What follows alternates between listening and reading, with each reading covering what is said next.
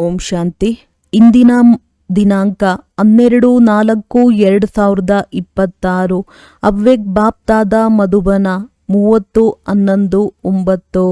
ತಂದೆಗೆ ಮತ್ತು ಸರ್ವರಿಗೆ ಪ್ರಿಯರಾಗಲು ಸಂತುಷ್ಟಮಣಿ ಆಗಿ ಪ್ರತಿಯೊಂದು ಪರಿಸ್ಥಿತಿಯ ಪ್ರಭಾವದಿಂದ ಮುಕ್ತರಾಗಿ. ಈ ದಿನ ಎಲ್ಲ ಕಡೆಯ ಸಂತುಷ್ಟ ಮಣಿಗಳನ್ನು ನೋಡುತ್ತಿದ್ದೇವೆ. ಸಂತುಷ್ಟ ಮಣಿಗಳು ಎಲ್ಲ ಕಡೆ ತಮ್ಮ ಮಣಿಯ ಒಳಪನ್ನು ಹರಡಿಸುತ್ತಿದ್ದಾರೆ. ಎಲ್ಲದಕ್ಕಿಂತ ಅತಿ ದೊಡ್ಡ ಸ್ಥಿತಿ ಸಂತುಷ್ಟತೆಯಾಗಿದೆ. ಸದಾ ಸಂತುಷ್ಟವಾಗಿರುವುದು ಎಲ್ಲರಿಗೆ ಪ್ರಿಯವಾಗುತ್ತದೆ. ತಂದೆಗಂತೂ ಪ್ರಿಯವಾಗಿಯೇ ಇದೆ. ಯಾರಿಗೆ ಸರ್ವ ಪ್ರಾಪ್ತಿಗಳಾಗಿದೆಯೋ ಅವರೇ ಸದಾ ಸಂತುಷ್ಟರಾಗಿರಲು ಸಾಧ್ಯ.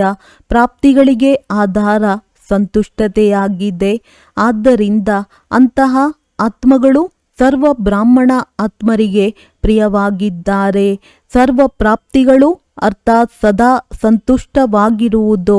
ಸಂತುಷ್ಟ ಆತ್ಮರ ಪ್ರಭಾವ ವಾಯುಮಂಡಲದಲ್ಲೂ ಸಹ ಆಗುತ್ತದೆ ಮತ್ತು ಸರ್ವ ಪ್ರಾಪ್ತಿಗಳು ಪರಮಾತ್ಮನ ಕೊಡುಗೆ ಆಗಿದೆ. ಪರಮಾತ್ಮ ತಂದೆಯ ಮೂಲಕ ಸರ್ವ ಶಕ್ತಿಗಳು, ಸರ್ವ ಗುಣಗಳು, ಸರ್ವ ಖಜಾನೆಗಳು ಪ್ರಾಪ್ತಿ ಮಾಡಿಕೊಂಡಿರುವ ಆತ್ಮ ಸದಾ ಸಂತುಷ್ಟವಾಗಿರುತ್ತದೆ. ಸಂತುಷ್ಟ ಆತ್ಮನ ಸ್ಥಿತಿ ಸದಾ ಪ್ರಗತಿಯ ಕಡೆ ಇರುತ್ತದೆ.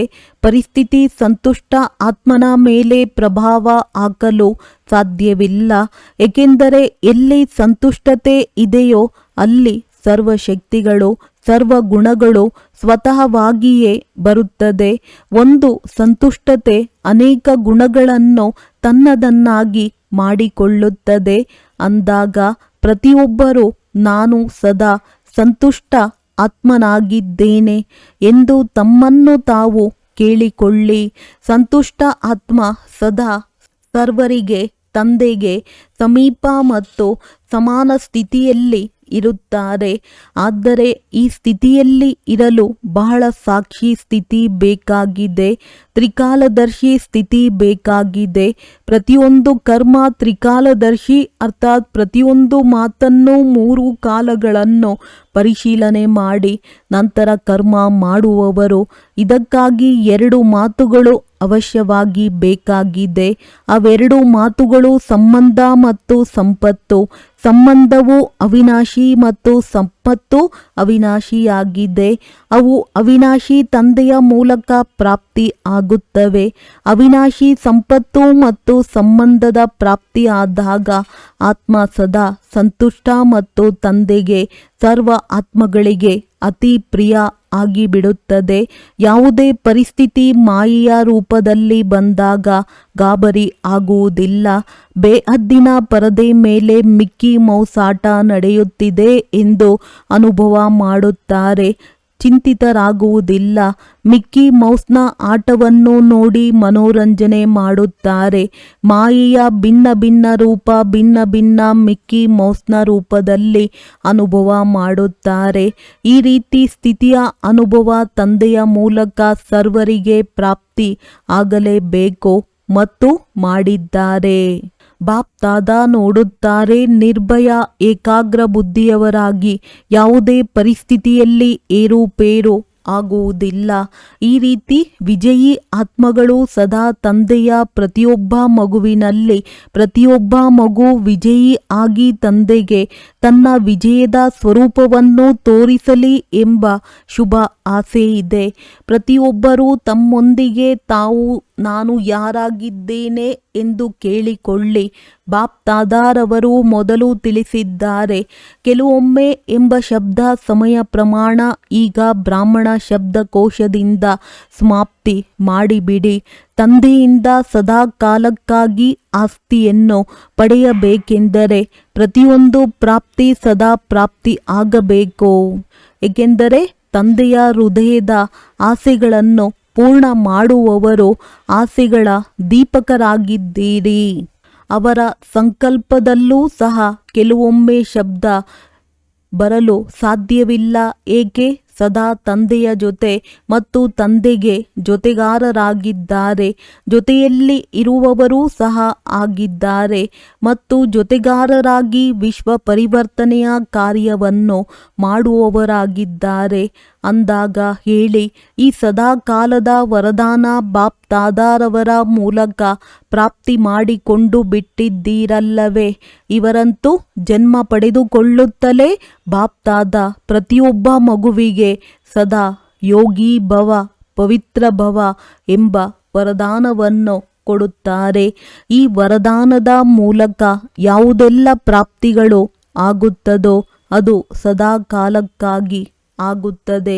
ಕೆಲವೊಮ್ಮೆ ಆಗುವುದಿಲ್ಲ, ಸದಾ ಕಾಲಕ್ಕಾಗಿ ಆಗುತ್ತದೆ ಅಂದಾಗ ಎಲ್ಲ ಮಕ್ಕಳು ಸದಾ ಕಾಲಕ್ಕಾಗಿ ಅಧಿಕಾರಿ ಆಗಿದ್ದಾರೆ.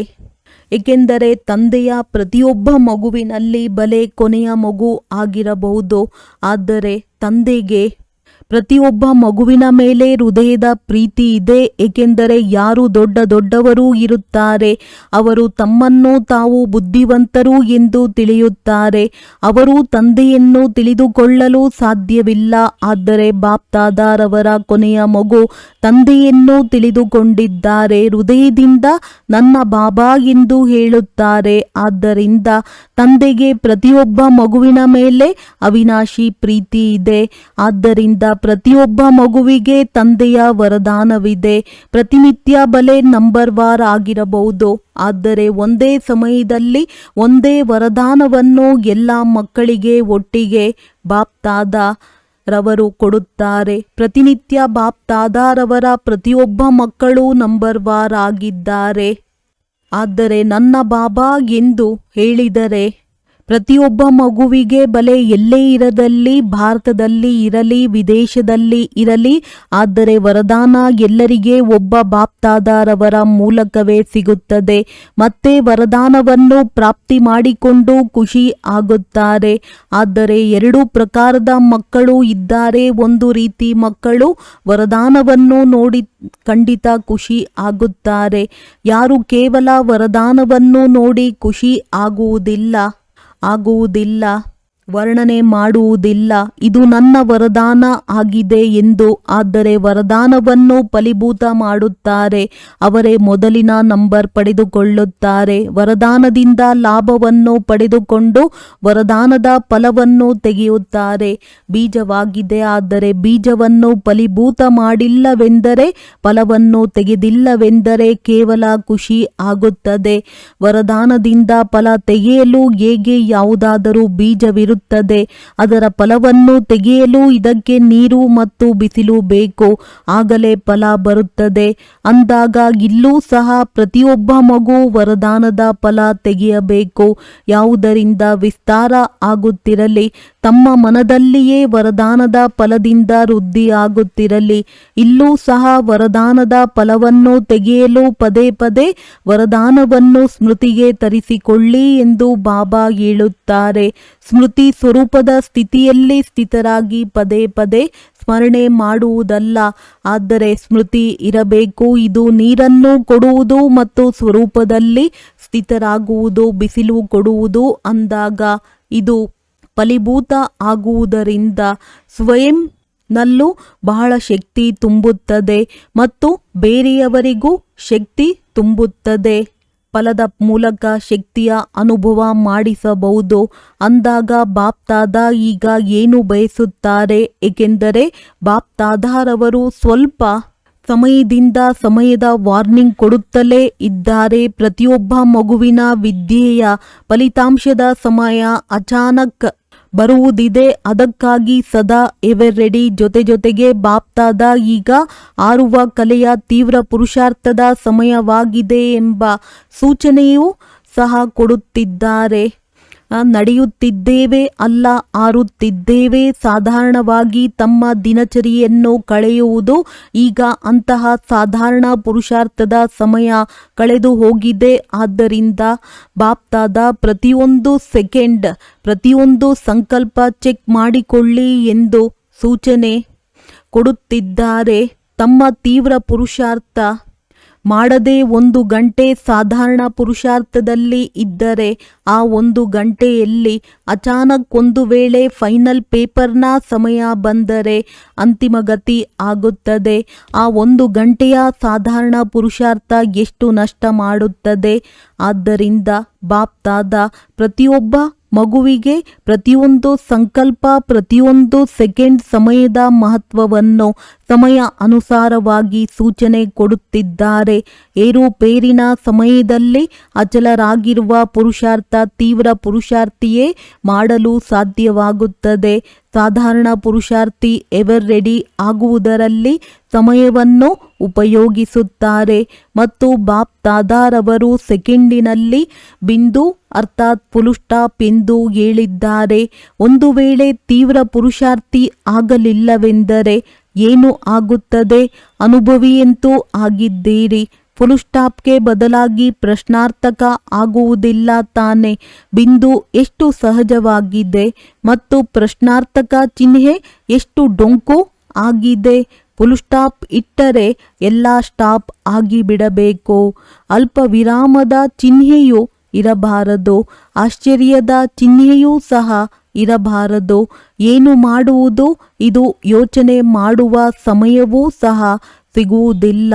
ಅಂದಾಗ ಯಾವುದಾದರೂ ಮಗು ಇಷ್ಟು ತೀವ್ರ ಪುರುಷಾರ್ಥ ಮಾಡುವುದೇ ಪೇಪರಿನಲ್ಲಿ ಪಾಸ್ ಆಗುವುದು ಎಂದು ಯೋಚನೆ ಮಾಡಲು ಸಾಧ್ಯವಿಲ್ಲ. ಅಂದಾಗ ಈಗಲೂ ಸಹ ಕಾರಣದಿಂದ ಅಥವಾ ಕಾರಣ ಇಲ್ಲದೆ ಇದ್ದರೂ ಏಕೆ, ಏನು, ಹೇಗೆ ಎಂಬುದು ಕೆಲವು ಮಕ್ಕಳ ಚಾರ್ಟಿನಲ್ಲಿ ಕಂಡುಬರುವುದು ಬಾಪ್ ದಾದಾರವರು ನೋಡುತ್ತಿದ್ದೇವೆ. ಬಹಳ ಮಕ್ಕಳ ಚಾರ್ಟಿನಲ್ಲಿ ಬಾಪ್ ದಾದಾ ನೋಡಿದ್ದಾರೆ. ವ್ಯರ್ಥ ಸಂಕಲ್ಪಗಳ ಅಲೆಗಳು ಸಮಯವನ್ನು ತೆಗೆದುಕೊಳ್ಳುತ್ತದೆ ಮತ್ತು ವ್ಯರ್ಥದ ವೇಗ ತೀವ್ರವಾಗುತ್ತದೆ. ಯಾವುದರಿಂದ? ಸಾಧಾರಣ ಸಂಕಲ್ಪಗಳ 1 ಗಂಟೆ ಮತ್ತು ಫಾಸ್ಟ್ ಸಂಕಲ್ಪಗಳ 1 ನಿಮಿಷವಾಗಿದೆ. ಆದ್ದರಿಂದ ಈ ದಿನ ಎಲ್ಲರ ಪ್ರಿಯ ಬಾಪ್ ದಾದಾರವರ ಪ್ರಿಯ ಸಂತುಷ್ಟ ಆತ್ಮಗಳು ಯಾರಾಗಿದ್ದಾರೆ ಎಂಬುದು ನೋಡುತ್ತಿದ್ದಾರೆ. ಸಂತುಷ್ಟ ಆತ್ಮನ ಸಂಕಲ್ಪದಲ್ಲೂ ಸಹ ಹೇಗೆ, ಏನು ಎಂಬ ಭಾಷೆ ಸ್ವಪ್ನದಲ್ಲೂ ಬರುವುದಿಲ್ಲ. ಏಕೆಂದರೆ ಆ ಆತ್ಮನಿಗೆ 3 ವಿಶೇಷ ಮಾತುಗಳು, 3 ಬಿಂದುಗಳು, ಆತ್ಮ, ಪರಮಾತ್ಮ ಮತ್ತು ಡ್ರಾಮಾ ಮೂರನ್ನು ಸಮಯದಲ್ಲಿ ಕಾರ್ಯದಲ್ಲಿ ತೊಡಗಿಸಬಹುದು. ಏಕೆಂದರೆ ಅಂತಹ ಸಮಯದಲ್ಲಿ ಶಕ್ತಿಗಳ ಖಜಾನೆಯ ಅವಶ್ಯವಾಗಿದೆ ಮತ್ತು ಮಾಸ್ಟರ್ ಸರ್ವಶಕ್ತಿವಂತ ಅವರಾಗಿದ್ದಾರೆ. ಯಾರು ಯಾವ ಸಮಯದಲ್ಲಿ ಯಾವ ಶಕ್ತಿಗೆ ಆರ್ಡರ್ ಮಾಡುತ್ತಾರೆ ಆ ಶಕ್ತಿ ಹಾಜರಾಗಿ ಬಿಡಬೇಕು. ಸಹನೆ ಶಕ್ತಿ ಬೇಕಾದರೆ, ಎದುರಿಸುವ ಶಕ್ತಿ ಬಂದರೆ ಶಕ್ತಿಯೇ ಆಗಿದೆ. ಆದರೆ ಆ ಸಮಯದಲ್ಲಿ ಕೆಲಸಕ್ಕೆ ಬರುವುದಿಲ್ಲ. ಅಂದಾಗ ಸರ್ವ ಖಜಾನೆಗಳಿಗೆ 3 ಬಿಂದುಗಳು ಬೀಗದ ಕೈ ಆಗಿದೆ. ತಾವು ತಂದೆ ಮತ್ತು ಡ್ರಾಮಾ ಆಗಿದೆ. ಬಾಪ್ ದಾದಾರವರಿಗೆ ಒಂದು ಸಂಕಲ್ಪ ಇದೆ, ಹೇಳುವುದೇ ಮಾಡಬೇಕಾಗುತ್ತದೆ. ಯಾರು ಮಾಡಲು ಸಿದ್ಧರಾಗಿದ್ದಾರೆ ಅವರು ಕೈ ಎತ್ತಿ. ಮಾಡಬೇಕಾಗುತ್ತದೆ, ಮಾಡಬೇಕಾಗುತ್ತದೆ. ಕೈ ಎತ್ತುತ್ತಿದ್ದಾರೆ. ಮನಸ್ಸಿನ ಕೈ ಎತ್ತುತ್ತಿದ್ದೀರಾ ಅಥವಾ ಶರೀರದ ಕೈ ಎತ್ತುತ್ತಿದ್ದೀರಾ? ಮನಸ್ಸಿನ ಕೈ ಪಕ್ಕಾ ಆಗುತ್ತದೆ. ಬಾಪ್ ದಾದಾರವರು ಸಮಯ ಪ್ರಮಾಣ ಪ್ರತಿಯೊಬ್ಬ ಮಕ್ಕಳ ಮೇಲೆ 15 ದಿನದ ನಂತರ ಮತ್ತೆ ಬಾಬಾರವರ ಮಿಲನ ಇರುತ್ತದೆ. ಅಂದಾಗ ಈ 15 ದಿನಗಳಲ್ಲಿ ಪ್ರಾಕ್ಟೀಸ್ಗಾಗಿ ವಿಶೇಷ ಅಭ್ಯಾಸ ಮಾಡಲಿ ಎಂಬ ಶುಭ ಆಸೆ ಇಟ್ಟುಕೊಳ್ಳುತ್ತಾರೆ. ಸದಾ ಅಂತೂ ಇರಬೇಕು. ಆದರೆ 15 ದಿನದ ಟ್ರಯಲ್ ಮಾಡಿ ಮತ್ತು ತಮ್ಮ ತಮ್ಮ ಸಂಬಂಧಿತ ಸೇವಾ ಕೇಂದ್ರದವರಿಂದಲೂ ಮಾಡಿಸಿ. ಸುತ್ತುತ್ತಾ ಫೋನ್ ಮಾಡಿ ಅವರಿಗೆ ನೆನಪಿಗೆ ತರಿಸಿ. ಅವರಿಗೆ ಹೋಮ್ವರ್ಕ್ ಮಾಡುತ್ತಿದ್ದೀರಾ ಎಂದು ನೆನಪು ಮಾಡಿ. ಹೋಮ್ವರ್ಕ್ ಏನಾಗಿದೆ? ಸಹಜವಾಗಿದೆಯೇ?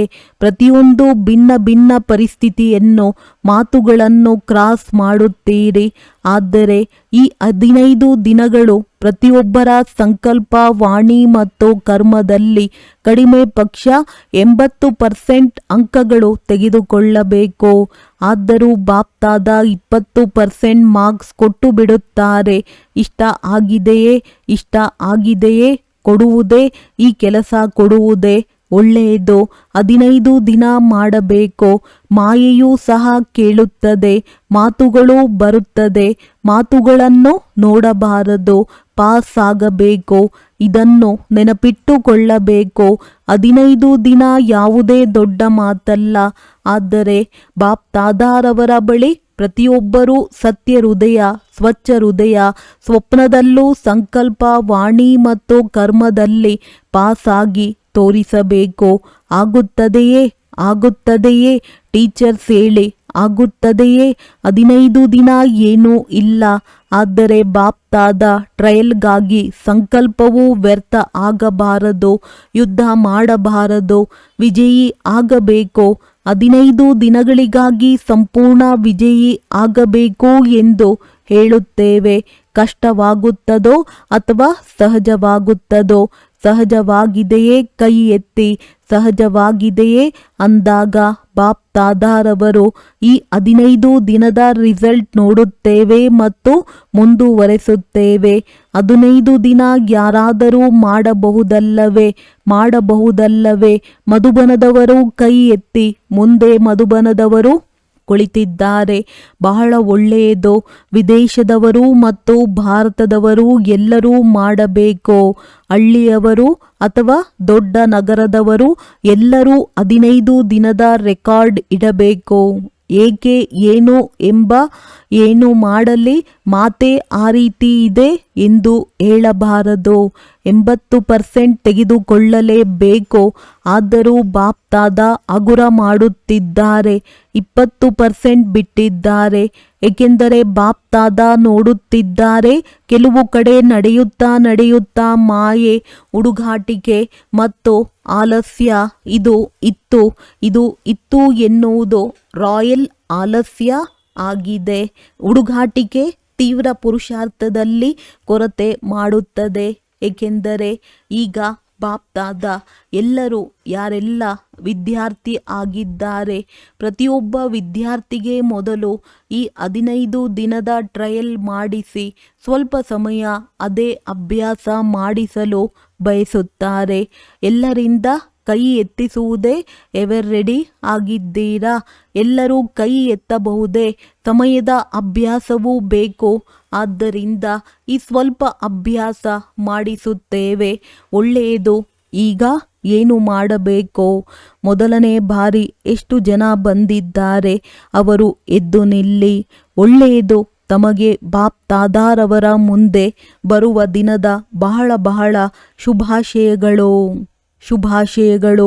ತಂದೆಯ ದೃಷ್ಟಿ ಮಕ್ಕಳ ಮೇಲೆ ಇದೆ ಮತ್ತು ಮಕ್ಕಳ ದೃಷ್ಟಿ ತಂದೆಯ ಮೇಲೆ ಬಿತ್ತು ಅಂದಾಗ ಬಹಳ ಶುಭಾಶಯಗಳು. ಒಳ್ಳೆಯದು. ಕೇಕ್ ಇಲ್ಲ, ಆದರೆ ಖುಷಿಯ ಕೇಕನ್ನು ಕಟ್ ಮಾಡಿ. ಒಳ್ಳೆಯದು. ಈಗ ತಡವಾಗಿ ಬಂದಿದ್ದೀರಿ, ಆದರೆ ಫಾಸ್ಟ್ ಹೋಗಿ ಮೊದಲನೇ ನಂಬರ್ ಪಡೆದುಕೊಳ್ಳಬಹುದು. ಆದ್ದರಿಂದ ಬಾಪ್ತಾದಾರವರ ಕಡೆಯಿಂದ ಮತ್ತು ತಮ್ಮ ಸರ್ವ ಸಹೋದರ ಸಹೋದರಿಯರಿಗೆ ಶುಭಾಶಯಗಳು. ಕೊನೆಗೆ ಬರುವವರೂ ಸಹ ಫಾಸ್ಟ್ ಹೋಗಿ ಫಸ್ಟ್ನಲ್ಲಿ ಬರುವ ಉದಾಹರಣೆಯೂ ಸಹ ಇರುತ್ತದೆ. ಎಲ್ಲ ಕಡೆ ಬಾಪ್ತಾದಾರವರ ಆಸೆಗಳನ್ನು ಪೂರ್ಣ ಮಾಡುವ ಆಸೆಯ ದೀಪಗಳು. ಏಕೆ, ಏನು ಎಂಬ ಭಾಷೆಯಿಂದ ದೂರ ಇರುವ ಸದಾ ಏಕರಸ, ಸದಾ ಒಬ್ಬ ಬಾಬಾ, ಬೇರೆ ಯಾರೂ ಇಲ್ಲ. ತಂದೆಯಲ್ಲಿಯೇ ವಿಶೇಷ ಜೀವನದ 3 ಸಂಬಂಧಗಳು. ತಂದೆ ಶಿಕ್ಷಕ, ಸದ್ಗುರುವಿನ ಅನುಭವ ಮಾಡುವ, ತಂದೆಯಿಂದ ಆಸ್ತಿಯನ್ನು, ಟೀಚರ್ ಇಂದ ವಿದ್ಯೆಯ ಆಸ್ತಿಯನ್ನು ಮತ್ತು ಸದ್ಗುರುವಿನಿಂದ ವರದಾನಗಳ ಆಸ್ತಿಯನ್ನು ಪ್ರಾಪ್ತಿ ಮಾಡಿಕೊಳ್ಳುವ ಪದಮಾಗುಣ ಭಾಗ್ಯವಂತ ಪ್ರತಿಯೊಬ್ಬ ಮಗುವಿಗೆ ಬಾಪ್ತಾದಾರವರ ನೆನಪು, ಪ್ರೀತಿ ಮತ್ತು ನಮಸ್ತೆ. ದಾದಿಯವರ ಜೊತೆ ಎಲ್ಲರೂ ಸಹಯೋಗ ಕೊಟ್ಟಿದ್ದಾರೆ. ಎಲ್ಲರೂ ಚೆನ್ನಾಗಿ ಮಾಡಿದ್ದೀರಿ. ಹೇಗೆ ಮಾಡಬೇಕು ಎಂದು ಯಾರು ಯೋಚನೆ ಮಾಡಬೇಕಾಗಿಲ್ಲ, ಮಾಡಲೇಬೇಕು. ಒಬ್ಬರಿಗೊಬ್ಬರ ಸಹಯೋಗದಿಂದ ಎಲ್ಲ ಕಾರ್ಯಕ್ರಮಗಳು ಬಹಳ ಚೆನ್ನಾಗಿ ಆಗಿದೆ. ಸಂದೇಶವಂತೂ ಹರಡಿದೆ, ಸಂದೇಶ ಸಿಕ್ಕಿದೆ. ಈಗ ಮುಂದುವರೆಯಿರಿ, ಏಕೆಂದರೆ ಟಾಪಿಕ್ ಆಗಿದೆ ವರದಾನವನ್ನು ತೆಗೆದುಕೊಳ್ಳುವುದು. ಅಂದಾಗ ಯೋಗದ ಪ್ರೋಗ್ರಾಂನಿಂದ ಅನುಭವ ಮಾಡಿದ್ದೀರಿ. ಟರ್ನ್ ಪಂಜಾಬ್ ಝೋನಿನ ಸೇವಾದಾರಿಗಳೊಂದಿಗೆ ಪಂಜಾಬ್ಗೆ ಡ್ರಾಮಾ ಅನುಸಾರ ಸನ್ಯಾಸಿಗಳ ಮಹಾತ್ಮಗಳ ಸೇವೆಯ ಅವಕಾಶ ಸಿಕ್ಕಿದೆ ಮತ್ತು ಮಾಡುತ್ತಿದ್ದಾರೆ. ಪಂಜಾಬ್ನಲ್ಲಿ ಸ್ಥಾಪನೆಯ ಸಮಯದಲ್ಲಿ ಹೇಗೆ ಸೇವೆ ಪ್ರಾರಂಭವಾಗಿದೆ, ಅದೇ ರೀತಿ ಸಹಯೋಗಿ ಮತ್ತು ವಾರಿಸ್ ಕ್ವಾಲಿಟಿಯವರು ನಿಮಿತ್ತರಾಗಿದ್ದಾರೆ. ಎಷ್ಟು ತೊಂದರೆ ಕೊಡುವವರಿದ್ದರೂ ಅಷ್ಟೇ ಒಳ್ಳೆಯ ಹುಲಿಯ ತರಹ ಕ್ವಾಲಿಟಿಯವರು ಬಂದಿದ್ದಾರೆ. ಈಗ ಪಂಜಾಬ್ನವರು ಏನು ಮಾಡಬೇಕೋ ಈ ವಿಶೇಷತೆಯಂತೂ ಈಗ ಇದೆ. ಈಗ ಪಂಜಾಬ್ನವರು ಪ್ರಸಿದ್ಧ ಆಗುವವರನ್ನು ತಯಾರು ಮಾಡಿ, ಯಾರು ಸಭೆಯಲ್ಲಿ ಮೈಕ್ ಆಗಿ ತಮ್ಮ ಅನುಭವವನ್ನು ತಿಳಿಸಲಿ. ಮೈಕ್ ದೊಡ್ಡದಾಗಲಿ ಚಿಕ್ಕದು ಬೇಡ. ಹೇಗೆ ಸರ್ಕಾರದ VIP ಅಂತೂ ಬೇರೆ ಇರುತ್ತಾರೆ, ಆದರೆ ಮಹಾತ್ಮರಲ್ಲೂ ಸಹ VIP ಇರುತ್ತಾರೆ. ಆ ರೀತಿ ಯಾವುದಾದರೂ ದೊಡ್ಡ ಮೈಕ್ ತಯಾರು ಮಾಡಿ, ಯಾರು ತಮ್ಮ ಅನುಭವದಿಂದ ಅನ್ಯರನ್ನು ಉಮಂಗದಲ್ಲಿ ತೆಗೆದುಕೊಂಡು ಬರಲಿ. ಈ ರೀತಿ ಯಾರನ್ನಾದರೂ ತಯಾರು ಮಾಡಿ ಆಗುತ್ತದೆಯೇ? ಏಕೆಂದರೆ ಈಗಿನ ಕಾಲದಲ್ಲಿ ಎಲ್ಲರೂ ಸಾಧು ಸಂತರ ಸೇವೆಯಂತೂ ದ್ವಾಪರದಿಂದ ಶುರು ಆಗಿದೆ. ಆದರೆ ತಮ್ಮ ಸಮಾನ ದೊಡ್ಡ ಗುರು ಬೇರೆಯವರನ್ನು ಶಿಷ್ಯರನ್ನಾಗಿ ಮಾಡಿಕೊಳ್ಳುವ ಉದಾಹರಣೆ ಇರುವುದಿಲ್ಲ. ಮತ್ತು ಬಾಪ್ ದಾದಾರವರು ತಮಗಿಂತಲೂ ಬುದ್ಧಿವಂತ ಮಕ್ಕಳನ್ನು ತಯಾರು ಮಾಡಿದ್ದಾರೆ, ಯಾರು ಪಬ್ಲಿಕ್ನಲ್ಲಿ ಬರುತ್ತಾರೆ. ಆದ್ದರಿಂದ ಪಂಜಾಬ್ನವರು ಯಾವುದಾದರೂ ನವೀನತೆಯನ್ನು ಮಾಡಿ ತೋರಿಸಿ. VIP ಎಲ್ಲ ಕಡೆಯಿಂದ ಬರುತ್ತಾರೆ, ಆದರೆ ತಾವು ಈ ರೀತಿ ಕರೆದುಕೊಂಡು ಬನ್ನಿ. ಯಾರಿಂದ ಎಲ್ಲರೂ ಕೇಳಿ ಜಾಗೃತರಾಗಲಿ, ಸಂದೇಶ ಸಿಕ್ಕಿಬಿಡಲಿ. ಆಗುತ್ತದೆಯೇ? ನೋಡುತ್ತೇವೆ. ಸ್ವಲ್ಪ ಸಮಯವಂತೂ ಹಿಡಿಸುತ್ತದೆ. ಆದರೆ ಈ ರೀತಿ ಯಾರಾದರೂ ಮಾಡಿ ತೋರಿಸಿ, ಬಾಕಿ ವೃದ್ಧಿಯಂತೂ ಆಗುತ್ತಿದೆ. ವರದಾನ: ತಂದೆಯ ಹಸ್ತ ಹಾಗೂ ಸಂಘದ ಸ್ಮೃತಿಯಿಂದ ಕಷ್ಟವನ್ನು ಸಹಜಗೊಳಿಸುವಂತಹ ನಿಶ್ಚಿಂತ ಭವ. ಹೇಗೆ ಯಾವುದೇ ಹಿರಿಯರ ಕೈಯಲ್ಲಿ ಕೈ ಇರುತ್ತದೆ ಎಂದರೆ ಸ್ಥಿತಿಯು ನಿಶ್ಚಿತವಾಗಿರುತ್ತದೆ.